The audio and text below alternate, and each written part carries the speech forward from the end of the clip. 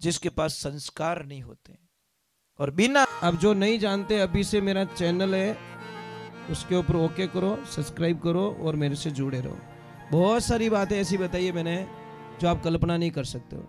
हजारों बातें अंदर डाली मैंने वीडियो के माध्यम से, ताकि आप तक पहुंचे, आप उसका आनंद लो। कोई माइनस पॉइंट है तो उसको पढ़ाई के लिए, धंधे के लिए, घर की परेशानियों के लिए, मतलब बहुत सारी, जिसकी सगाई नहीं हो रहे, संबंध नहीं हो रहे, क्या कारण है क्या नहीं है, चैनल से जुड़े रहिए। नागणे चमात की, सभी देवी देवताओं की, बोले द्वारकाधीश की, और नाचने वाले भक्तों की, बोलो राधे। थोड़ा जोर से बोलो ना, राधे। जय श्री कृष्ण। एक बात ध्यान रखे प्रभु, हमेशा एक बात अवश्य ध्यान रखे जिंदगी में, कि इस जीवन को कोई समझ लेगा उसका ही बेड़ा पार होगा। शास्त्र में लिखा है कि जीवन हमें मिला क्यों, पहले बात तो क्यों आए हम दुनिया के अंदर। क्या हम अच्छा मकान बनाने के लिए आए? क्या हम अच्छी गाड़ी खरीदने के लिए आए? क्या गहना पहनने के लिए आए? क्या अच्छी ड्रेसें खरीदने के लिए आए? नहीं, ये तो नॉर्मली बातें हैं। हमारे जीवन का कल्याण कैसे किया जाए। पैसा कमाना बड़ी बात थोड़ी है, पैसे तो बहुत सारे लोगों के पास में, परंतु पैसे को खर्च कहाँ किया जाए, विवेक बिना वो पैसा सही जगह नहीं जाता। देखो, दो आदमी मजदूरी करते हैं, एक आदमी, दोनों की छुट्टी हुई, दोनों ने 500 रुपए कमाए। एक आदमी आया बाजार में, उसने फल खरीदे, फ्रूट खरीदे, कुछ खाने की चीजें खरीदी, वो पहुंचा अपने घर पे। और दूसरे ने गया कहां पे, दारू के ठेके पे, जो 500 उड़ा के चला गया। जिसके पास विवेक नहीं था तो वो दारू पी के चला गया घर पे, और जिसके पास विवेक था तो उसने सही चीजें खरीद ली उससे। तो जिसके पास विवेक जागृत हो जाए, वो आदमी अपने जीवन को सही जगह उपयोग करेगा, सही जगह खर्च करेगा, सही जगह वो बोलेगा, सही जगह अपने जीवन को यूज करेगा। तो ये ध्यान रखिए, जीवन में जीना।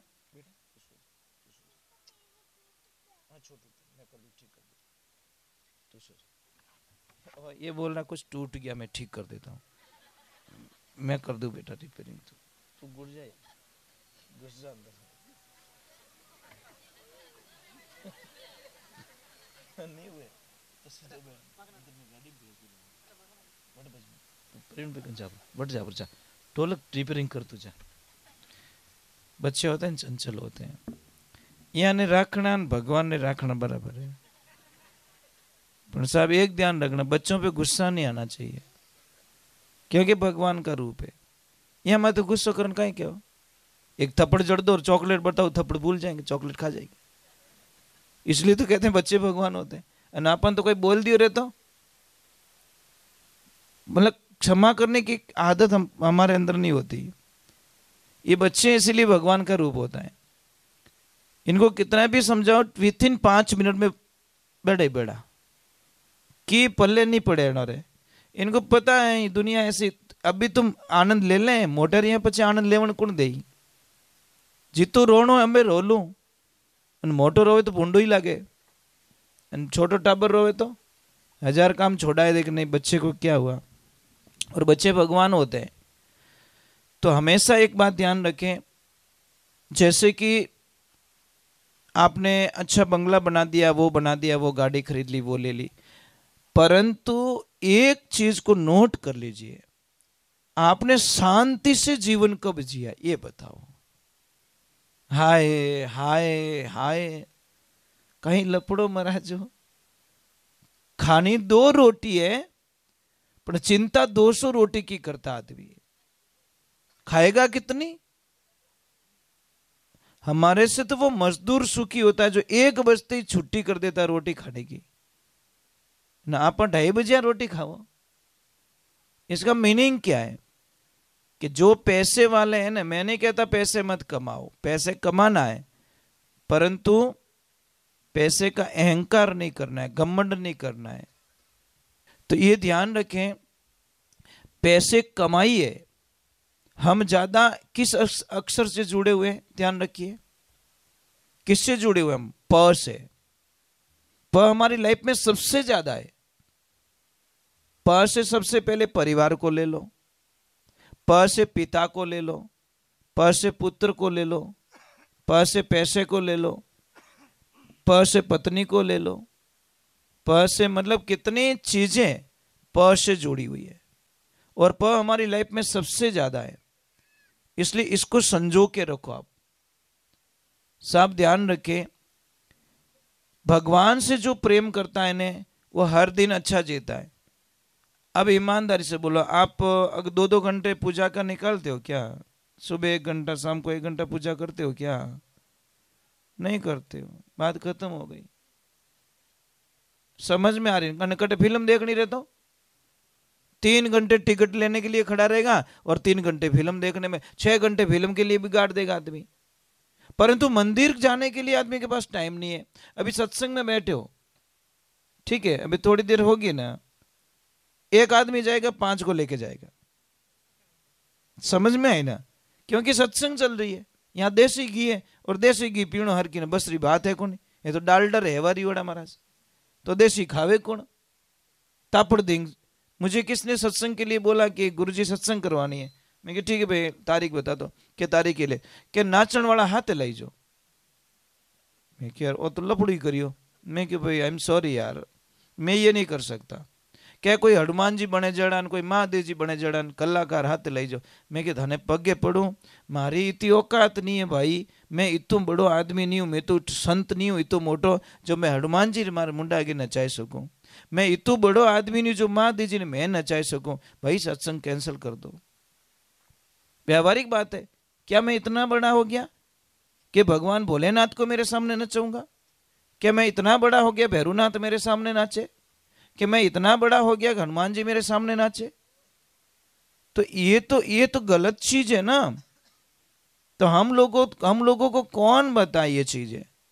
अच्छी बात नहीं है।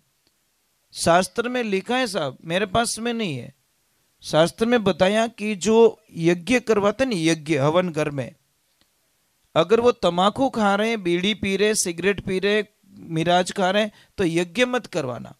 आपका यज्ञ सफल होगा ही नहीं।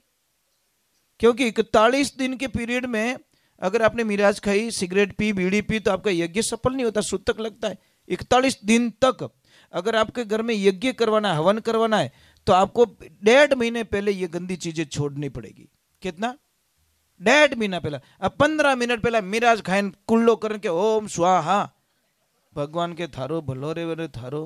अबार तो मिराज ठोक तो मुंडा में, અને અમે સ્વા કરન ડૂગો, थारी जबान ही गंदी रियोड़ी, इन जबान कहीं स्वा स्वा करे, कुछ होने वाला नहीं, तेरा स्वा हो जाएगा कुल मिला के, फल तो नहीं मिलेगा। और देखो मैंने हजारों लोगों को देखा है, यज्ञ करवाने के बाद में उनके घर में शांति नहीं है। पछे लोग कहीं कि हमारा घर में शांति नहीं रहे। अरे शांति कहीं, तारा शांत ही नहीं रहे। मिराज गयोड़ा कहीं शांति रही तारा घर में? अरे इतनी कंचन जड़ी काया, ये तो फूटो शरीर बनायो भगवान, और इन्हें गंदो कर दियो, तो महाराज क्या मिला हमारे को? दूसरे नंबर शास्त्र में लिखा है कि नशे की किसको मनवार मत करो। आप मनवार मत कीजिए। समझ में नहीं? वो मनवार करते ना, वो पूरी नगरी को आग लगा देते। इसलिए गंदी चीजों की मनवार किसी को मत करो। अगले को बोलो भाई मैं सीखियोड़ू, बड़ो दुखी रियोड़ू, और तू मत सीखी, ये तो बोल सकते हैं। इतना तो कह सकते हैं हमारी हालत देख ले तू, मैं बहुत दुखी हो गया हूं इस नशे से, छूट नहीं रहा है मेरे से, मेरा घर बर्बाद हो चुका है और मेरी हालत खराब हुई, मेरा शरीर काम नहीं कर रहा है, भाई तू मत सीखना। ये तो शिक्षा दे सकते हैं। पण कहीं के लो महादेव रो प्रसाद है, तो मेल्यो बापड़ो महादेव जी बदनाम कर दिया महाराज महादेव जी को। क्या लफड़ा है यार? भगवान को बीच में क्यों टांग रहे हो? नशो धोने आवे, खावो थे नहीं, रिचार्ज थोड़े कराई जो 2000 बैलेंस जातो देखियो कदी, तो रिचार्ज तो तुम हो रहे हो। समझ में आ रही नहीं? तो भाई भगवान को बीच में क्यों लाते हम लोग? यही तो प्रॉब्लम है ना।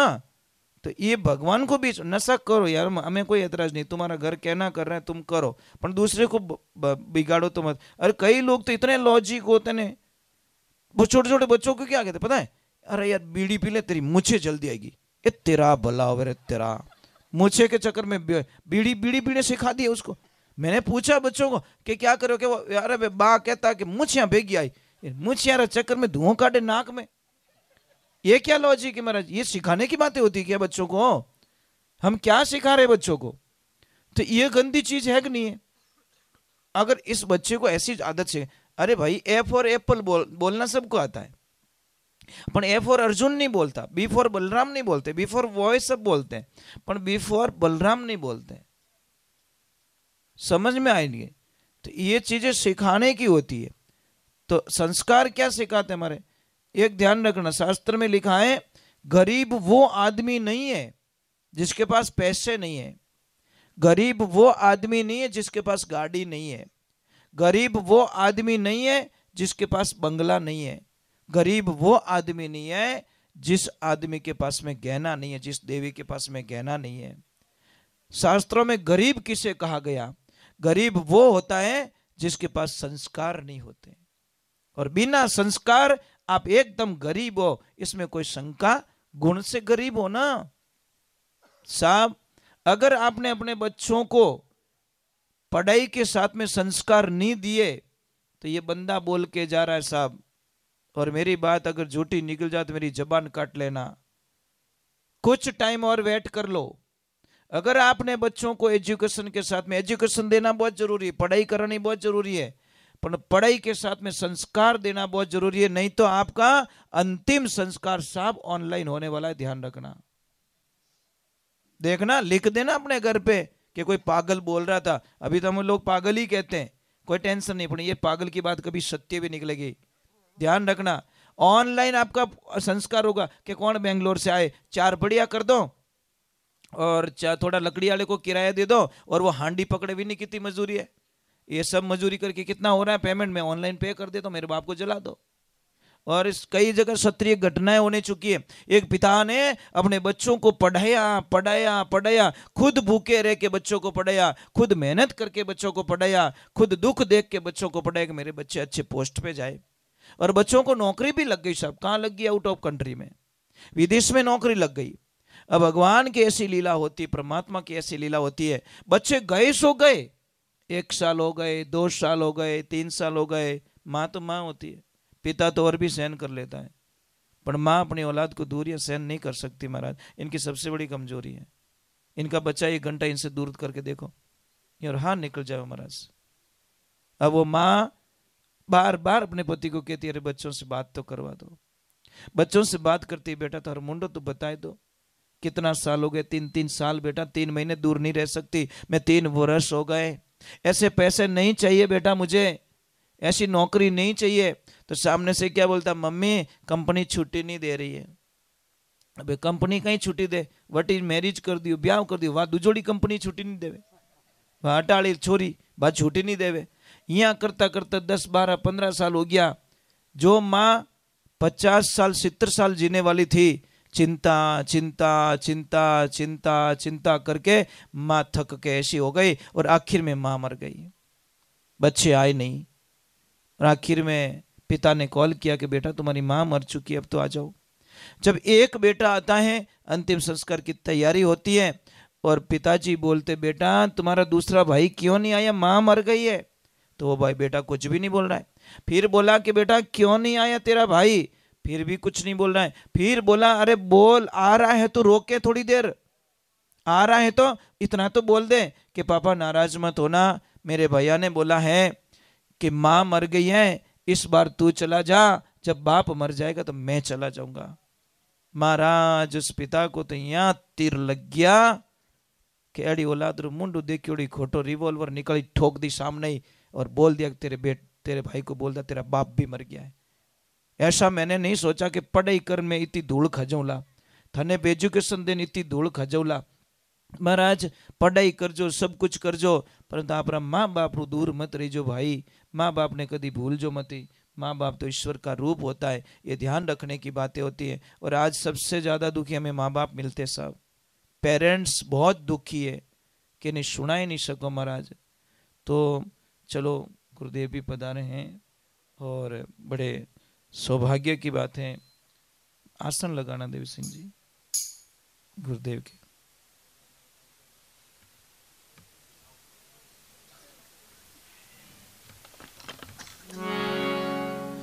प्रणाम गुरुदेव।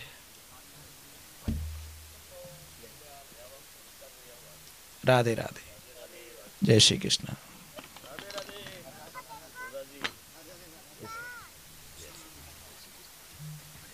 जय श्री कृष्ण।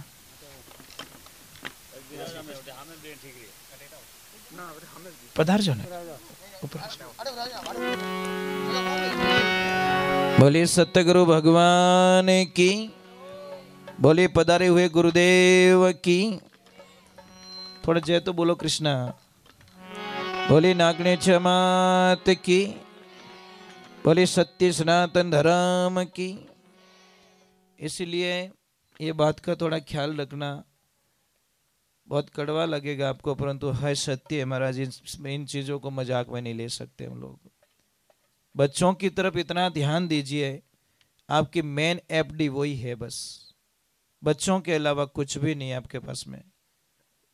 यहाँ पे कौन ऐसे पिताजी बैठे हैं मुझे बता दीजिए कि आप दुकान से आए या खेत में से आए या कहीं काम करके आए, शाम को आते ही आपका बच्चा आप बैठे और आपके लिए पानी का गिलास लेके आए और नीचे बैठ के बोले पापा आप पूरा दिन काम कर रहे थे खेतों में, पूरा दिन दुकान पे काम कर रहे थे, पूरा दिन मार्केट में काम कर रहे थे पापा, आपके पैर बहुत दुखते होंगे पापा, मैं थोड़े आपके पैरों की मालिश कर देता हूँ। है कोई ऐसे भाग्यशाली पिता यहाँ पे जो आपका बच्चा आपको बुला के आपके पैरों की मालिश करे? बस गई भैंस पानी में। ये कमाई कर ली आप लोगों ने, कुछ भी नहीं है आपके पास में। कोई है आपकी बेटी जो मम्मी को बोले मम्मी रेस्ट कर लो मैं काम कर देती हूँ? बेटी को तो कोई बोलता नहीं, मम्मी काम बड़ा तो कहेंगे please mom not disturb me. है पूंगी बजावनी है अड़ी भाषा सीखी कहीं। ये क्या लपड़ा है भाई, मम्मी को ऐसे नहीं बोल सकते। इसलिए मैं चिल्ला चिल्ला के लोगों को कहता हूँ कि भाई ब्याह शादी में ज़्यादा खर्चा मत करो, नॉर्मल खर्चा करो, क्योंकि तुम एल्बम देख के रोने वाले हो। एल्बम को देख देख के रोने वाले हो कि एल्बम में तो फूट रो लागे तू एड़ो की निकलियो। मतलब यही तो प्रॉब्लम नहीं, धोला धट हो ना जावे और ये करके आ जाते हैं, फिर रोने वाले हो आप, इसमें कोई शंका नहीं है। तो हम लोगों को थोड़ा संस्कारों की तरफ ध्यान देना है। मैं महाराज हमेशा कहा करता हूं कि अगर कोई मंदिर बन रहा है और मंदिर का बजट है 5 करोड़ रुपया, तो उस मंदिर का 4.5 करोड़ का बजट माइनस कर देना चाहिए।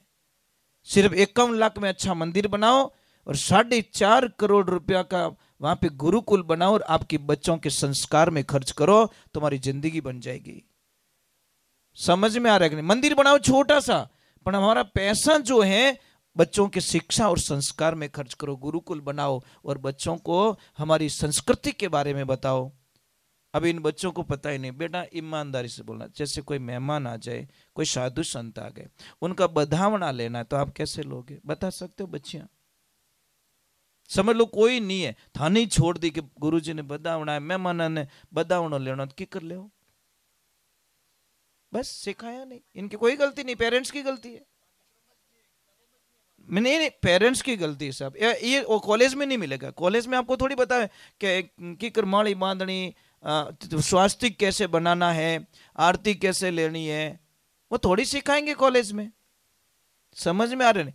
तो ये चीजें सारी घर से होती है, तो ये चीजें सीखना बहुत जरूरी है। हमारी संस्कृति बर्बाद क्यों हो रही है? इसी कारण हो रही है कि हम खुद नहीं कर रहे हैं, फॉलो नहीं कर रहे ना। मैं क्या बोल रहा हूं, मैं खुद आरती नहीं करता और फिर बच्चों को बोलूंगा वो कैसे करेंगे? पहले तो मुझे करना पड़ेगा ना। मुझे आचरण, निज पर शासन फिर अनुशासन, मुझे नियम फॉलो मुझे करना पड़ेगा। इसलिए मैं कहता हूं भगवान को जानना और भगवान को मानना दोनों अलग है। जानना कोई बड़ी बात नहीं है। बाबा रामसा पीर को सब जानते, पर रामसा पीर के नियमों को कौन पालन करता है? बस ये प्रॉब्लम्स है ना। जय बाबा री सब बोले, अनबुढ़ा मीड़ी सिगरेट पी तो जान के जय बाबा री, ये तेरा भला हो तेरा। क्या तू बाबा का परम भक्त है? ऐसे थोड़ी होता है। तो बाबा रामसर पीर ने सबसे पहला जो काम किया था जातिवाद खत्म करने का। और जो बाबा रामसर पीर का परम भक्त होता है वो जातिवाद करता ही नहीं पहले बात तो, क्योंकि उन्होंने जातिवाद के विरुद्ध बहुत लड़ाइयां लड़ी महाराज, बहुत सारी नहीं, बहुत सारी बाबा ने लड़ाइयां लड़ी। ये जमा जागरण उसी टाइम से तो शुरू हुआ था। पहले सत्संग दिन में होती थी साहब, रात का कोई समय नहीं था सत्संग का। पर उस टाइम से ये सत्संग है। पहले घरों में मंदिर नहीं थे साहब। आप 700 800 900 साल 1000 साल पहले की बात देखो, घरों में मंदिर नहीं थे। ये मंदिर घरों में बनने के कारण क्या हो गए, क्योंकि उनको पूजा से रोका गया, तो लोगों ने अपने इष्ट को रोकने के लिए घर में पूजाएं चालू कर दी। तो ये सारी चीजें हम लोगों को, बच्चों को बतानी पड़ेगी। बच्चों को जब तक नहीं बताएंगे तब तक बच्चों को ख्याल नहीं आएगा, ये पक्की बात है। चलो गुरु महाराज पधारे हैं तो गुरुदेव का बधावना ले लेते हैं, गुरुदेव को आदर के साथ में।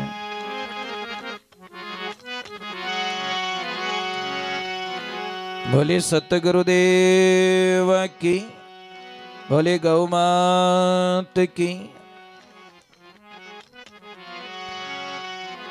गुरु को कीजे बंदगी, गुरु को कीजे बंदगी, हरे कोटि कोटि प्रणाम। कीट न जाने भृंग को गुरु कर दे आप समान। इस दुनिया में एक बात गांठ बांध लेना, आपका पार्टनर कभी नहीं चाहेगा कि मेरा पार्टनर मेरे से अच्छे पैसे कमाए। आपका दोस्त कभी नहीं चाहेगा कि मेरा दोस्त मेरे से आगे निकल जाए। क्लास में पढ़ने वाला बच्चा, आपके साथ में पढ़ने वाला बच्चा कभी प्रार्थना भगवान से नहीं करेगा कि मेरा पास में जो पढ़ने वाला बच्चा वो मेरे से आगे निकल जाए। एक खेल के मैदान में रनिंग में दौड़ने वाला खिलाड़ी कभी नहीं चाहेगा कि मेरे पास में दौड़ने वाला मेरे से आगे निकल जाए। परंतु दुनिया में 3 लोग ऐसे होते हैं जो हमारे से उससे आगे देखना चाहते। एक तो माता पिता, हमेशा चाहते हैं कि मेरी औलाद मेरे से बहुत आगे निकल जाए। और एक होते हैं गुरु। सच्चे गुरु की बात करो, पाखंडी गुरु तो चेला ने बोलने नहीं देवे, कहीं कहे ठंडा नहीं पड़े। ये गुरुजी 90 साल रह गया અને કણી થોડો ટિકિટ ગુડજી મને ઠા પડન દો, થોડો તો મને બોલણ દો તાકી લર ધારો કો ભંડારો હોરો કરું છું। પણ 90 साल रह गया गुरुजी तो ही चलन के चुप रहे। एड़ा गुरु का ही काम रहा महाराज। गुरु तो वो होते जो शिष्य को मौका देते कि बेटा अब तू कर, कहीं फंस जाए तो मुझे बोल देना, मैं तुझे बाहर निकाल दूंगा, पर मैदान में तुझे दौड़ना पड़ेगा।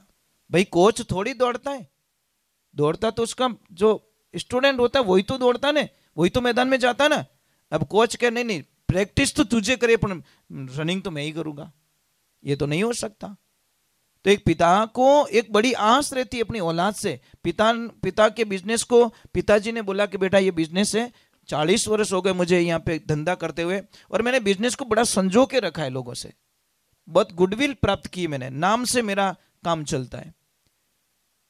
एक पुणे में रोहित वड़ा वाला है पुणे में साहब, उसकी कोई ब्रांच खोलता है ना साहब जी, वो 5 लाख रुपया लेता है अपने नाम का। कितना? दुकान तुम्हारी, भाड़ा तुम्हारा, आदमी तुम्हारा, मेहनत तुम्हारी, सिर्फ नाम के 5 लाख रुपया लेता। मेरा नाम लिख रहे हो ना आप, क्योंकि मेरे नाम से वड़े बहुत बिकते हैं। नाम लिखोगे उसके 5 लाख रुपया मेरे को देना पड़ेगा, गुडविल के 5 लाख रुपया, कि उसने मेहनत की। आप हमारे पाली आइए, गुलाब हलवा एक मजाक में हलवा बन गया, और आज आउट ऑफ कंट्री में सेल हो रहा है। पाली का क्या प्रसिद्ध है? गुलाब हलवा। पाली जाइए तो एक ही चीज मिलेगी आपको, गुलाब हलवा। ये मजाक में बनी। दूध बच गया था गुलाब जी के पास में, तो उन्होंने बोला क्या करें, थोड़ा इसको पकाते हैं। पकाते पकाते कोई चीज बनी, तो लोगों ने चखा, और कोई थे, अरे यार गुलाब तेरे हाथ की चीज बहुत अच्छी बनी, बहुत अच्छी बनी। तो उसने बोला यार क्यों ना मैं रोज बनाऊं। बनाते बनाते बनाते लोगों की लाइन लग गई, और लाइन लगते आप विदेशों में सब बहुत सारा मतलब उनका गुलाब हलवा जाता है, और लाखों का व्यापार होता है। नॉर्मल मजदूरी करने वाला व्यक्ति आज कहां कहां पहुंच गया। जो ब्रांड होती है, तो पिताजी ने बोला बेटा मैंने बहुत मेहनत की, मेरे बिजनेस को आगे ले जाना है। तो पिताजी के बिजनेस को बेटे ने अपना धर्म समझा, अपना कर्तव्य समझा कि पिताजी की खुशी में मेरी खुशी, और उस बिजनेस को आगे बढ़ाया। और बढ़ाते बढ़ाते इतना जोरदार बढ़ा दिया कि जहां जहां ब्रांचें खोल दी।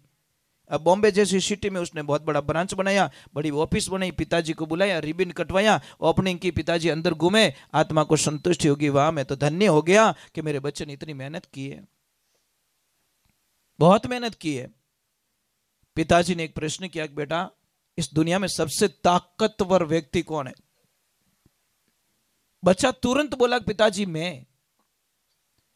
पिता की आंखें नीचे हो गई, क्या बात है, ये तो गड़बड़ कर दी।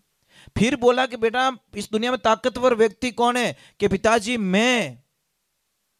पिताजी ने बोला हमें मारवाड़ जानो छोको, जब मैं लग गया वहां सारी चीजें खत्म हो जाती। परिवार में मैं और मेरा नहीं चलना चाहिए, और जहां मैं और मेरा चल जाए वहां पे सारी चीजें खत्म हो जाती है।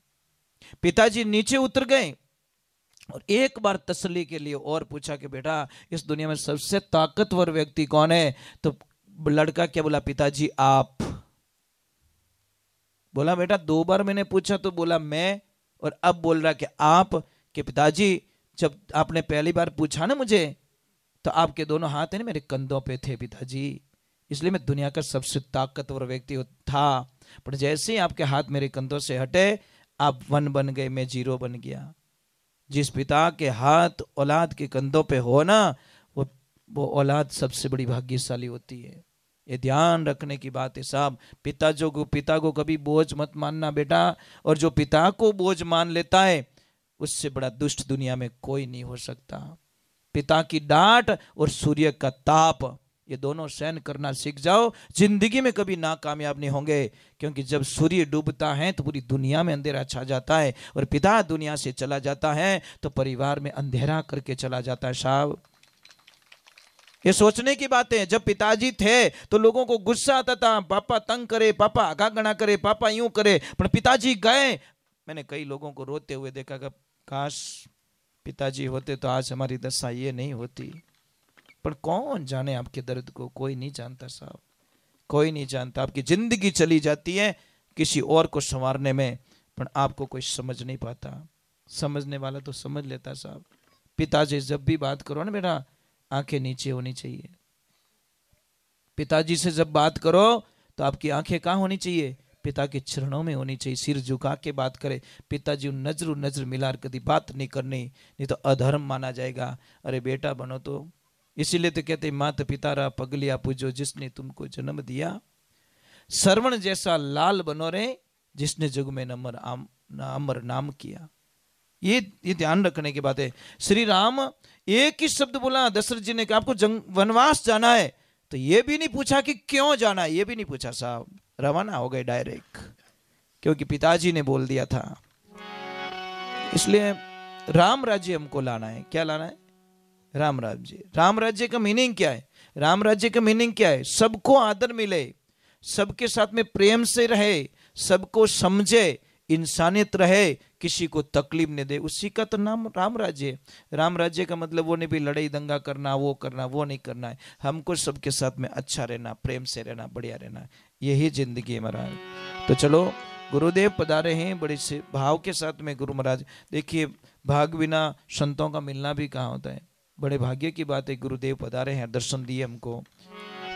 बोलिए सत्य गुरुदेव की। थोड़ी जय बोलो कृष्णा। ये मामलो मत करो, आप इतने नीचे बैठे हो, भगवान की जय कर, जय ऐसी बोलो पड़ोसी थाने पागल कह दे, कहीं के धीमे बोलने भाई तो समझ लेना हमें टावर आयो बटो पूरा पॉइंट आवे रहा है, क्योंकि पड़ोसी की नींद खुल जाएगी। तो धर्म का काम करोगे ना, आप पुण्य का काम करो, बेकार थोड़ी। वो उसकी सुरता पता नहीं कहाँ भटक रही है, उसको ठिकाने तो लाके पटक दिया आपने। आपकी जय जोर से तो बोले सत्य गुरुदेव की। एक पता नहीं हम कहाँ सत्संग में गए थे, वो ब्राह्मण देवता थे, वो देवासी समाज में कहाँ गए थे। अचानक माने जय बोले, टाबर हंसे बड़ो। वो ऐसे देवता थे, ब्राह्मण देवता, हंसी जय बोलते, हमको भी लोटपोट कर देते। अचानक पता नहीं वो किस ब्रांडेड की बोल रहे थे, पर आनंद बड़ा आ रहा था। मतलब वो अचानक बोलेंगे, वहां किसी को पता ही नहीं चल रहा कि जय बोलने वाला है। ऐसी जय बोलने, बच्चे उनका साथ ही नहीं छोड़ रहे। टाबर वे मुंडा में देखे के महाराज जय कने बोले, खाली जय सुनने के लिए बोलो। बच्चे बोले क्यों बेटा, क्या भी बोलेंगे, कुछ बोलेंगे। अरे वो बोले फ्री माइंड, बच्चे होके बोल रहे एकदम। वो बोल रहे हमारा गुरुजी जीना 2 दिन का है, तो थोड़ा हंसा लेते यार। और हंसाना तो बहुत बड़े तपस्या है, किसको रुलाना तो बहुत ईजी है। किसके चेहरे पे हंसी ला के देखो, बहुत बड़ा पुण्य का काम कर रहे हो आप लोग। बोलिए सत्य गुरुदेव की।